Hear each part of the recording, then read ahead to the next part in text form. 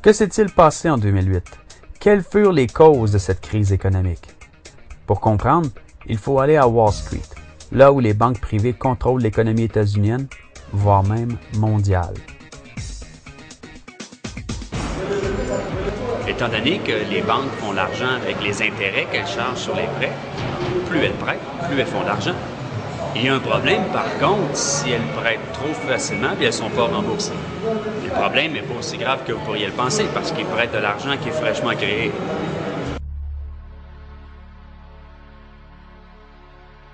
Et donc, les banques vont être encouragées par l'État à accorder des crédits à la consommation excessifs. Quand je n'ai plus suffisamment pour subvenir à mon quotidien, eh bien, je fais appel au crédit. Et donc le monde du crédit s'est considérablement développé, surtout dans les pays anglo-saxons, mais également un peu dans tous les pays du monde. À cause de cette faiblesse de la consommation, les classes dirigeantes ont encouragé une consommation artificielle pour créer artificiellement de la croissance économique à partir de l'endettement volontaire des ménages. C'est une stratégie tout à fait délibérée d'endetter les ménages. D'ailleurs, comme les classes dirigeantes ont endetté les pays pauvres. C'est exactement la même chose. Mais des hommes aussi avides ne se contentent pas d'assez. Ils veulent le beurre, l'argent du beurre et la jolie fermière avec. C'est pourquoi les banquiers ont manigancé avec les agences de notation. Ces agences sont supposées fonctionner indépendamment des banques, puisqu'elles donnent une bonne ou une mauvaise cote aux différents prêts. Mais dans les années menant en 2008, les banques privées faisaient des prêts à qui mieux mieux, même à des gens qui ne pourraient jamais la rembourser et en toute connaissance de cause. La plupart de ces prêts ne pourraient jamais être payés et les banques le savaient. Prêter à des rois ou à des gouvernements est d'autant plus profitable parce que les prêts sont sécurisés par les taxes. La banque est donc certaine d'être repayée. C'est pour ça que ça fait des siècles que les grandes banques du monde ne se contentent plus de prêter à des particuliers, mais focus strictement à prêter à des gouvernements.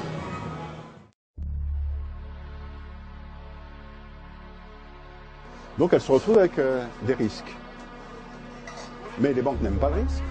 Alors qu'est-ce que fait la banque? Elle va se couvrir à son tour en mutualisant tous ses risques et en s'adressant à une autre banque ou à une autre organisation financière pour se couvrir à son tour. Autrement dit, on va faire de la couverture de couverture. De couverture de couverture. Et on va voir là des processus. À chaque fois, on a des produits financiers qui s'échangent sur le marché. Une tas de sortes de risques et, cerise sur le gâteau, les risques liés, pour les banques, à faire du crédit. Fin des années 90, les banques trouvent génial de pouvoir se libérer des risques qu'elles peuvent prendre quand elles accordent un crédit à un ménage ou à une entreprise. Comment? En titrisant leurs créances. La titrisation, c'est un processus qui permet aux banques de se débarrasser du risque lié au crédit. Elle faisait aussitôt des prêts, des ballots de prêts. En fait, elle rassemblait plusieurs de ces prêts dans un seul ballot.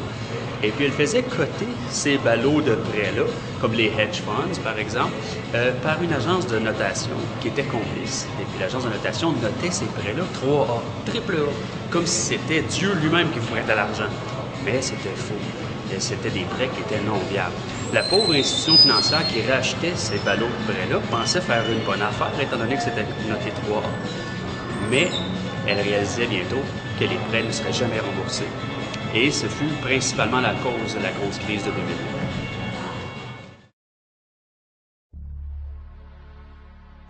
Quand vous faites une titrisation, il faut que les actifs aient été vérifiés par une instance qui est extérieure à vous. Les agences de notation ont validé AAA, des choses qui se sont révélées être catastrophiques. Mais le pire, c'est que les grandes banques comme Goldman Sachs, qui vendaient ces ballots de prêts ridicules, allaient parier sur les marchés internationaux dès le lendemain de la vente que les emprunteurs ne rembourseraient jamais ces mêmes prêts. Comme elles étaient cotées AAA, beaucoup d'hommes d'affaires prenaient le pari, ce qui signifiait que le rendement était vraiment haut pour les arnaqueurs.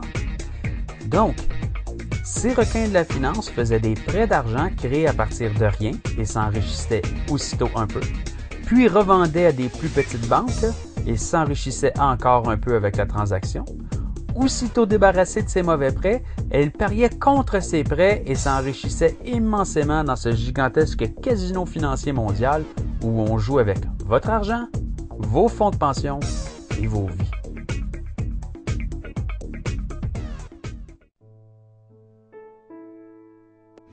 Alors quelle est votre motivation? Je me suis engagé parce que je suis en colère contre le système bancaire qui a créé cette crise économique, blessant des millions de gens, surtout les classes moyennes.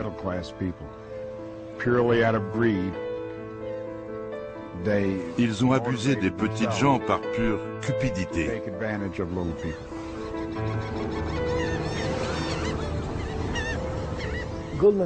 Est-ce que Goldman Sachs a souffert de cette crise des subprimes? Goldman Sachs n'a pas souffert du tout. Elle a même obtenu ses meilleurs résultats dans les années qui ont suivi l'éclatement de la crise. Ils savaient que les hypothèques allaient s'effondrer. Ils ne l'ont dit à personne.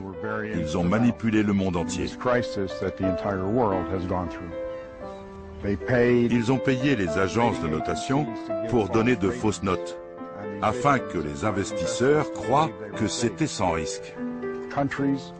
Des pays entiers, des municipalités, des syndicats, ils ont trompé tout le monde.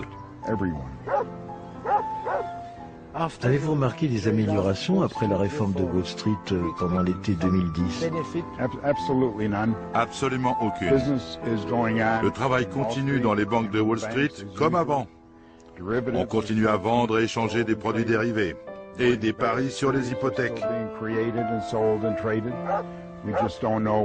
On ne sait pas quelles notes leur sont attribuées. Ils trafiquent autant qu'avant, si ce n'est plus. Donc je ne vois aucun changement.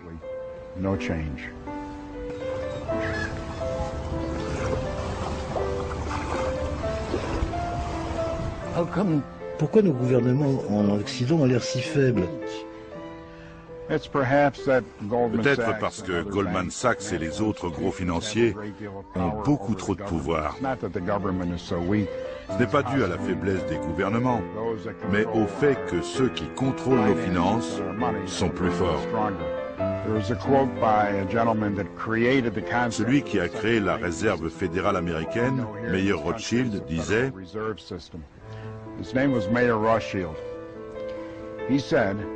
Laissez-moi contrôler les finances d'un pays et peu m'importe ceux qui font les lois. » Quand on y réfléchit, c'est vrai. Goldman et les autres banques contrôlent l'argent. Et donc, ils ont le contrôle du gouvernement et des lois. Pourquoi n'y a-t-il pas plus de gens qui se révoltent? Les gens ont peur. Ils ont peur des représailles. Ils deviennent des moutons. On les conduit à l'abattoir. Et au fond de leur cœur, ils ne croient pas qu'on puisse combattre ces institutions. Pas une fois Lloyd Blankfein n'a admis que Goldman Sachs avait une stratégie basée sur la chute du marché immobilier.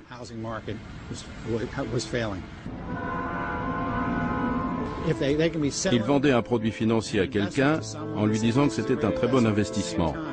Et au même moment, proposer à d'autres de parier sur la baisse de cet investissement. C'est comme si je vous vendais une voiture en disant « elle est superbe ». Et dès qu'elle a passé la porte du garage, j'achète une assurance tout risque car je sais que les freins sont cassés. Il est difficile de croire que Goldman Sachs n'a pas commis de fraude. Et que personne n'aille en prison, c'est vraiment écœurant et très décourageant. J'apprends que Goldman Sachs est aussi poursuivi par la Réserve fédérale américaine. En 2009, une filiale de Goldman Sachs, Lytton Loan Servicing, a expulsé illégalement des milliers de familles. La Fed considère que Lytton Loan Servicing est coupable de négligence, de pratiques anormales et de comportements fautifs. Pendant des années, Jean-François Guéraud a dirigé des enquêtes contre la délinquance économique. Il vient de terminer un livre sur les crimes financiers. Je lui ai demandé de m'en expliquer le mécanisme. Les banquiers qui distribuaient ces prêts subprime, donc dits prédateurs ou menteurs, savaient très bien que ces prêts, un jour ou l'autre, allaient étrangler littéralement les plus vulnérables de la société américaine. Il y a même une expression encore plus révélatrice et plus ignoble de la toxicité de ces prêts. Les financiers parlaient de prêts à neutrons, par référence à l'arme à neutrons. L'arme à neutrons, c'est une arme qui détruit les personnes, mais qui laisse en place les bâtiments. Donc ces prêts subprime allaient un jour ou l'autre, de manière très consciente et très volontaire, en quelque sorte détruire les ménages américains qui allaient être étranglés, mais laisser intactes des maisons qui pourraient être ensuite rachetées par les banques elles-mêmes. À partir des années 70 aux États-Unis, il y a eu un rééquilibrage ou un renversement de pouvoir entre le monde financier, qui était à New York, à Wall Street, et à Washington, là où il y a les institutions politiques. Petit à petit, la finance américaine a pris de plus en plus de poids dans le système américain et a commencé petit à petit à tenir en laisse le pouvoir politique. Est-ce qu'il y a des gens au-dessus de Goldman Sachs? Est-ce qu'ils ont des comptes à rendre à quelqu'un? On peut penser que l'impunité est criminogène, c'est-à-dire que l'impunité est une incitation permanente à commettre de nouveaux crimes. C'est vrai pour un voleur de banque et c'est vrai aussi pour un banquier voleur. Et c'est tout le problème du système américain. Comme il ne sanctionne pas réellement, il incite en permanence à des comportements au minimum douteux. Or, la dérégulation, au moins quand elle est pratiquée de manière très dogmatique, très fondamentaliste, elle est criminogène, c'est-à-dire qu'elle constitue une incitation permanente à des fraudes et elle crée de manière systématique des opportunités de fraude. La déréglementation est une incitation permanente à la fraude.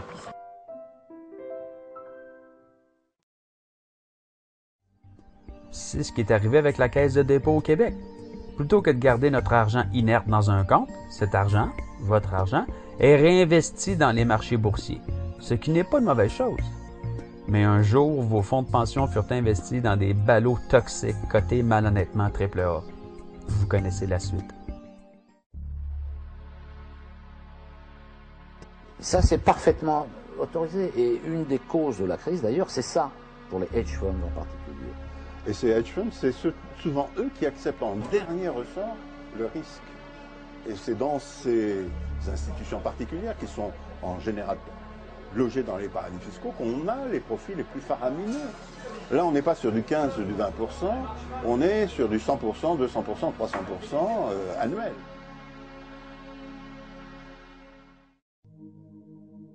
Le pire, c'est que plutôt que de laisser ces banques qui jouent au casino avec notre argent et nos vies faire banqueroute, nous avons emprunté des sommes colossales d'argent de partout dans le monde pour sauver ces banques. Devinez maintenant qui va payer pour rembourser ces emprunts. Vous et vos descendants, par le biais des impôts sur les revenus et les taxes.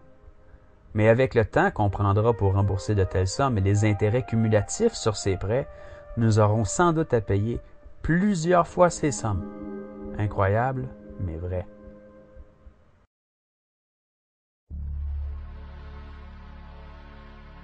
Robert Rubin, qui dirigeait Goldman Sachs, est devenu le ministre des Finances de Bill Clinton. Son successeur Henry Paulson a suivi le même trajet quand George W. Bush est devenu président.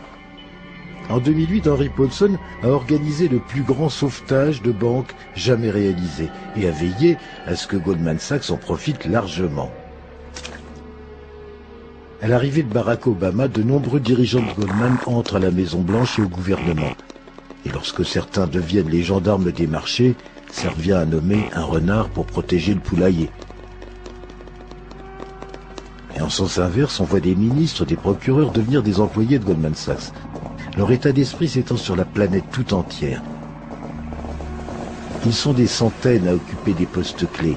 Le gouverneur de la Banque du Canada, le ministre du Commerce du Nigeria, un des dirigeants de la Banque d'Angleterre, tous viennent de Goldman. Et le nouveau président de la Banque Centrale Européenne, Mario Draghi, est lui un ancien vice-président de Goldman Sachs Europe. C'est ce que j'arrête pas de dire, collectivisation des pertes et privatisation des profits. C'est servir les intérêts de quelques-uns. Lorsqu'interrogés par des journalistes, les banquiers répondent que leur façon d'opérer est peut-être pas morale, mais est légale. Il n'y a pas de meilleur terme que monstre pour définir ces mégalomanes.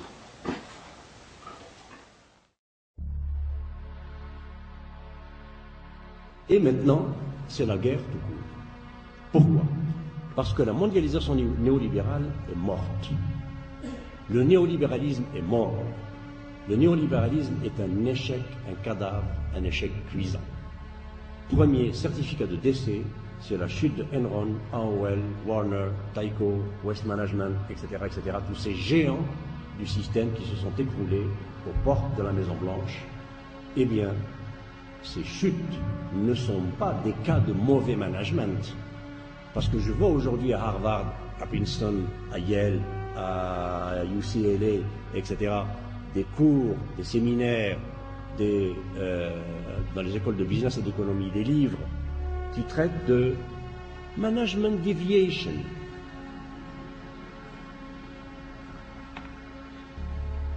Oui, Enron, c'est un petit cas pathologique de management deviation. Non, c'est pas du management deviation, c'est le système qui est mort.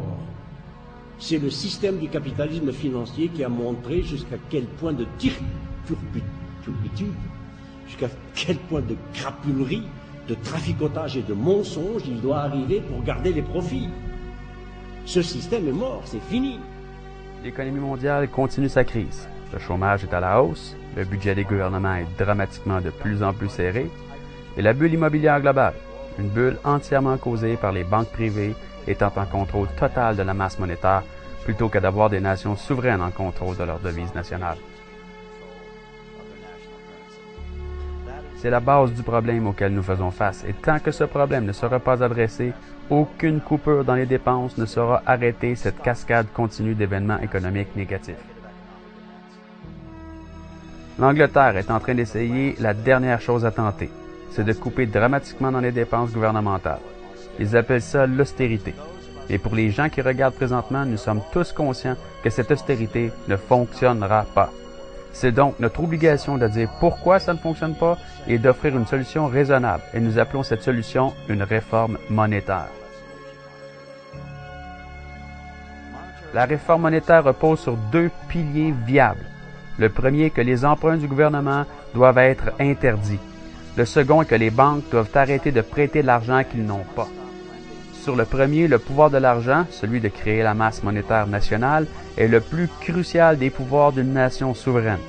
En fait, c'est la définition incontestable de la souveraineté. Les nations n'ont pas à emprunter. Les nations peuvent créer. Le problème est que lorsqu'une nation emprunte des banques, comme le proverbe l'explique, l'emprunteur devient serviteur du prêteur. Ce n'est pas ça, la souveraineté. Quel est le résultat?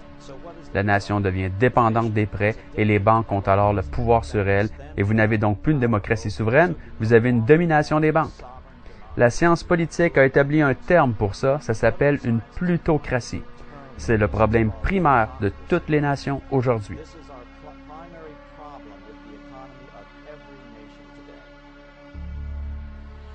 Elles ont permis au système de dette nationale de prédominer. Je dis mort à la dette nationale. Prenons l'exemple des États-Unis aujourd'hui. Obama a stimulé l'économie avec environ 2000 milliards de dollars. Mais voici le problème. Il a emprunté l'argent. Il a donc emprunté l'argent majoritairement des grandes banques à intérêt. Ensuite, il s'est retourné pour redonner cet argent aux mêmes banques supposément pour nous le reprêter. Quel genre de système c'est ça? C'est complètement cinglé. Vous ne pourriez pas imaginer un pire système. Les banques doivent arrêter de prêter de l'argent qu'elles n'ont pas. C'est ce qui se nomme, comme nous le savons tous, le système de réserve fractionnaire ou le système de couverture fractionnaire. Ils permettent aux banques de prêter, pas 2 fois le montant d'argent qu'elles possèdent, pas 3 fois, mais 10 à 12 fois leurs avoirs, si elles respectent la loi. Et comme nous le savons, avec les résultats de la débâcle de 2008, au moins aux États-Unis, les grandes banques étaient en mode de 50 à 52 fois leurs avoirs. Freddie et Fannie de 70 à 72. Goldman Sachs était à 330 fois leurs avoirs. Et vers la fin de 2008, M. Obama nous a annoncé à la télévision, « Vous savez, je crois que nous devrions juste éliminer toute limite sur les réserves.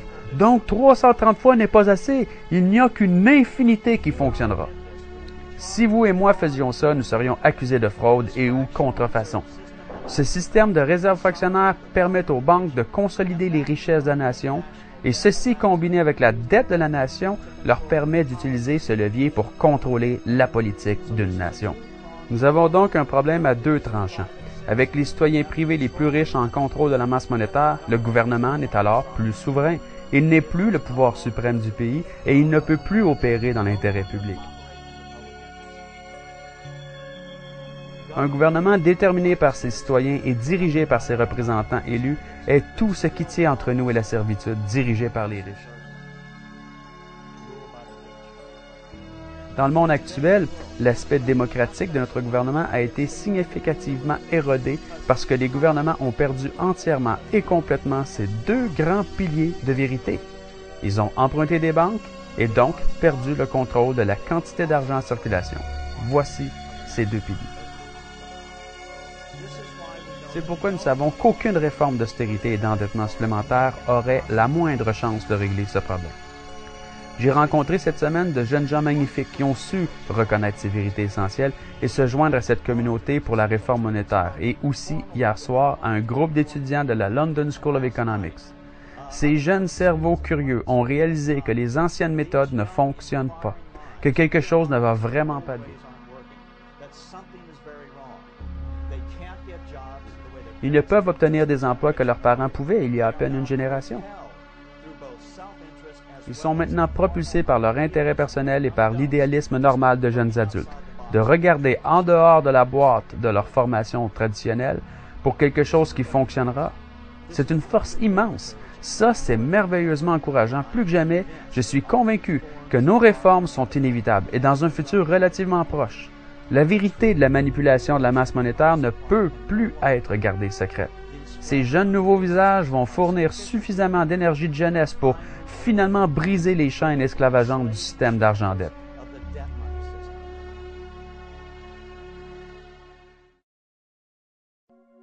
Les plus naïfs d'entre nous se sont laissés berner à croire que la pauvreté de nos gouvernements était la faute des pauvres et des sans-emploi.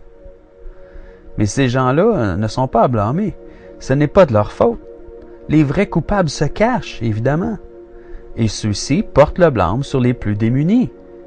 Et ils fournissent un raisonnement d'apparence logique. Ils disent « Les ouvriers et le gouvernement doivent payer pour ceux qui ne travaillent pas. C'est pour ça qu'ils sont pauvres. » C'est logique, mais le chômage n'est pas le fruit du hasard ou de la mauvaise volonté des gens.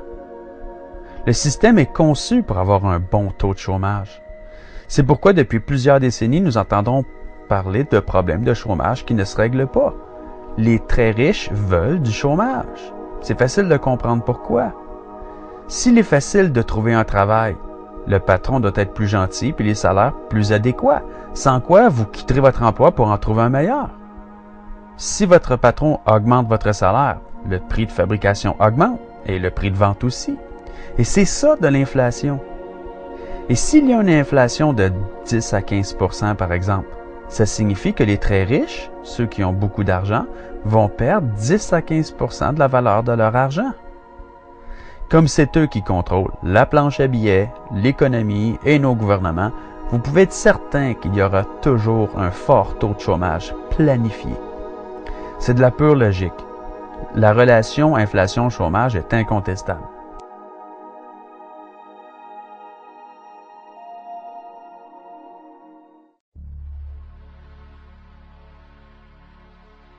En luttant contre le chômage, les salaires vont monter et l'inflation aussi. Alors on peut comprendre, il y a des mécanismes assez simples, c'est que quand il y a peu de chômage, quand vous êtes sûr de trouver du boulot, si vous perdez votre boulot, vous allez en trouver un autre, vous allez être plus exigeant au moment de trouver un autre travail et de demander un salaire. Puisque vous n'êtes pas précarisé, vous n'avez pas peur pour votre emploi, vous savez que vous allez en trouver un autre, il y a de l'emploi pour tout le monde, vous allez être exigeant dans votre salaire. Et les entreprises répercutent les salaires qui sont des coûts, pour elles et les répercute sur les prix. Donc il y a une logique en fait, assez simple et probablement robuste. C'est sûrement pas le seul rouage, mais c'est un des rouages à connaître, c'est que, inversement, un fort chômage permet aux patrons d'imposer de bas salaires. Parce que les gens ayant peur pour leur boulot ne sont pas exigeants, et ils sont plus dociles, et il y a moins de pression sur les salaires, donc il y a moins de pression sur les coûts. Donc ça permet aux patrons de continuer à faire de gros profits.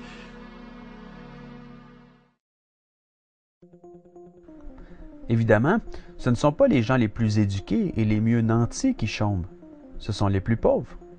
Ce sont les premières victimes du système, et les gens misérables s'en prennent toujours aux plus faibles. C'est loin d'être honorable, mais c'est la vérité.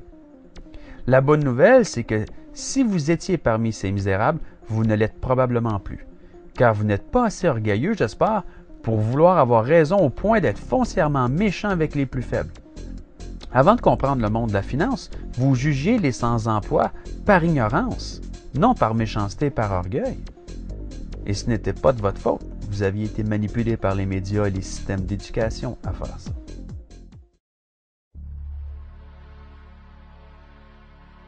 Premier point haïssable, vraiment haïssable, un sujet de révolte, un sujet de révolution, est l'institutionnalisation du chômage, l'obligation constitutionnelle, la condamnation au chômage de masse. Je trouve ça quand même gravissime. C'est-à-dire que la politique monétaire est capable d'influer sur le rapport inflation-chômage, avec le jeu sur les taux d'intérêt et sur la production de monnaie. Le choix qui a été fait par les oligarques, c'est le chômage de masse et l'inflation minimum. Ce qui va ensemble. Ils ne vous ont pas dit chômage de masse, ils vous ont dit inflation minimum en vous disant que c'est pour protéger les plus faibles. Bullshit. C'est pas pour protéger les plus faibles, c'est pour protéger les plus riches. L'Europe organise, institutionnalise la guerre économique. Mais attends, la guerre économique, c'est une vraie guerre, une guerre épouvantable, qui fait des malheureux partout. Bon, c'est pas des bombes au phosphore, mais c'est des millions de personnes au chômage, dans la misère noire. Il y a des techniques utilisées par nos gouvernements pour camoufler les vrais taux de chômage. Par exemple, seuls les membres de la force ouvrière sont comptabilisés. Si quelqu'un est sans travail depuis plusieurs années, il n'est plus considéré comme un membre de la force ouvrière et il n'entre donc plus dans les statistiques. Si quelqu'un souffre de problèmes de santé mentale, non plus. Seuls les membres de la force ouvrière sans travail sont comptabilisés dans les taux de chômage. C'est ce que j'appelle jouer avec les chiffres. Les prisonniers ne sont pas considérés comme des membres de la force ouvrière non plus et ne sont ainsi pas comptabilisés dans les taux de chômage. C'est probablement une des raisons pour lesquelles le premier ministre du Canada, Stephen Harper, s'acharne à faire passer des lois contre les criminels. C'est une vieille technique qui était déjà utilisée en Europe de l'Est il y a des décennies. Elle consiste à augmenter la population carcérale et allonger le séjour des prisonniers en arrière des barreaux. Ça diminue le taux de chômage. Mais entre nous, si on est honnête, ils sont tous des sans-travail quand même. Par chance, il existe des solutions. Comme vous allez voir ici, une proposition qui a été faite pour l'Europe, mais ça pourrait très bien fonctionner partout.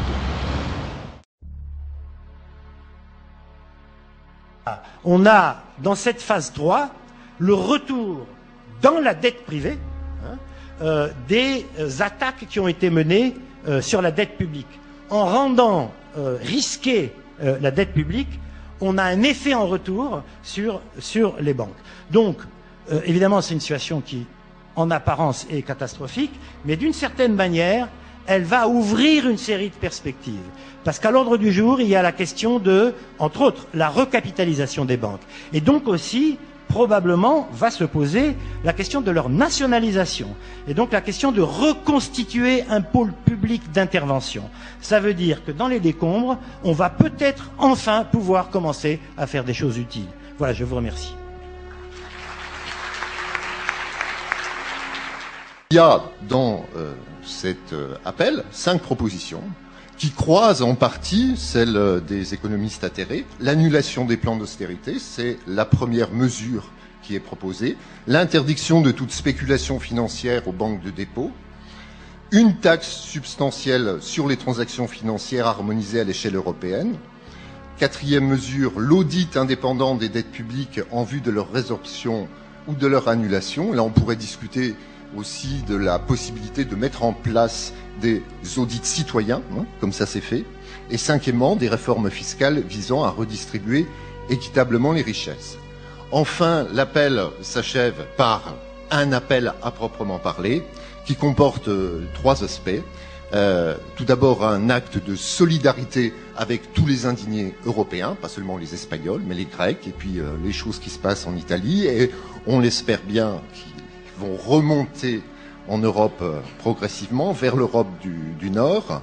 Un appel à fédérer tous les mouvements de protestation en Europe, et un appel risqué, mais je crois que les rédacteurs en ont assumé pleinement le choix. C'était pas simple. On a très très longuement débattu des modalités d'action. Beaucoup de modalités d'action ont été envisagées. On a fait un travail de lecture attentive de toutes les propositions qui étaient sur le blog. Et on a fait le choix d'appeler à occuper toutes les grandes places publiques d'Europe tous les dimanches. Voilà. On a un scénario B, il faut le dire, on a un scénario B. Le scénario B, c'est changer complètement l'orientation du secteur bancaire, dire au secteur bancaire, vous n'avez plus le droit de spéculer. Le scénario B, ça consiste à dire, les dettes publiques ne sont pas risquées, puisque la BCE les garantit, elles ne sont pas risquées s'il y a une solidarité effective entre les pays. On a un scénario B qui consiste à dire, il y a des besoins importants actuellement en Europe pour la transformation écologique. Il faut travailler sur les nouvelles énergies, sur les énergies renouvelables, les économies d'énergie, la rénovation urbaine. Pourquoi ne pas récupérer l'argent des Européens dans une banque européenne pour le développement durable qui permettra de relancer la croissance ?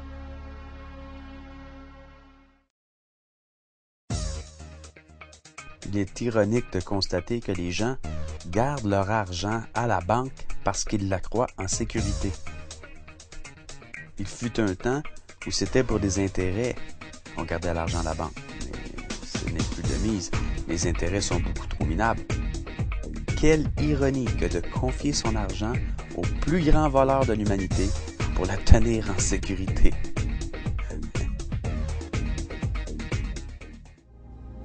J'ai des clarifications à apporter. Quand nous parlons de riches tout au long du documentaire, on ne parle pas de médecins et d'avocats. Ces gens-là sont des salariés. C'est de la classe moyenne. On parle du 1% quand on parle des riches. On parle des gens excessivement riches. Quand nous parlons de banquiers, on ne parle pas de gérants de succursales de coin de rue. Blâmer un gérant de succursale pour le mal de notre société, ce serait comme blâmer le propriétaire d'une station-service pour les guerres de pétrole. De plus, je n'ai strictement rien contre les riches. Si des gens arrivent à se faire croire qu'ils atteindront le bonheur et la satisfaction par l'accumulation de matériel encore en 2012, tant pis pour eux, ça me dérange pas le moindre du monde. Mais je n'accepte absolument pas de voir autant de pauvreté dans le monde, sachant qu'elle est le produit d'une machination psychopathique.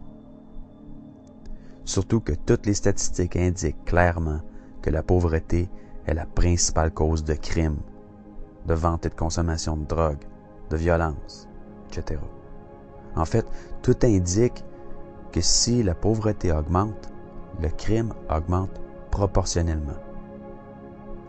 La pauvreté est le pire crime contre l'humanité. Lorsqu'on comprend que le système actuel ne peut faire autrement que de causer la pauvreté et que les médias et l'éducation sont complices, il y a de quoi se révolter. Comme la violence n'est pas une issue moralement acceptable, je propose le principe de non-violence et de passivité que Gandhi prônait. En appliquant ces principes héroïques, il a réussi à libérer l'Inde de l'oppression britannique. Si vous avez la moindre dignité humaine, Arrêtez d'être complice de ce système et joignez-vous au mouvement de résistance de votre région. Le mouvement Occupy Wall Street a lancé la première manifestation mondiale de l'histoire de l'humanité. Et elle ne fait que commencer. Mais il y a plein d'autres mouvements locaux qui font de l'excellent travail. Ils sont tous bons. La caractéristique principale de votre patron est qu'il vous paie. Par le biais de vos impôts, c'est vous qui payez le gouvernement. Vous êtes donc son patron. Et c'est ça, une démocratie. Si vous avez un employé qui vous fait perdre de l'argent, vous serez d'accord avec moi que de stopper son salaire serait la moindre des choses. Soit il changera d'attitude, soit il quittera le travail. Eh bien, faisons la même chose avec notre gouvernement. Arrêtons de lui payer des impôts jusqu'à ce qu'il réponde à nos exigences, les exigences de son patron. Je parle pas de tout laisser tomber à jamais, là. En moins de 2 semaines, le gouvernement se mettra à nous supplier. Et là, vous verrez, c'est qui le boss. Le boss, c'est celui qui paye. Et ça, c'est vous. Arrêtez d'être pâte molle en laissant vos employés faire le party à longueur d'année à contre-production. Faites un homme de vous. Levez-vous, tenez-vous droit. Vous êtes penché par en avant depuis si longtemps que vous ne savez même plus ce que c'est que de marcher droit. Si 71% des Québécois sont contre le bombardement en Afghanistan, selon Léger Marketing, mais que notre employé, le gouvernement, occupe cette nation depuis plus de 10 ans, je ne comprends absolument pas où se trouve la dignité de payer pour le massacre. Les chiffres sont semblables en France. Où est l'honneur là-dedans? Les Québécois ont exigé une enquête publique toute l'année 2011. Pourquoi continuer de payer son employé qui refuse l'ordre qui lui est donné? Quand le gouvernement fait plus que la masse veut, quelles sont les mesures qui restent au peuple?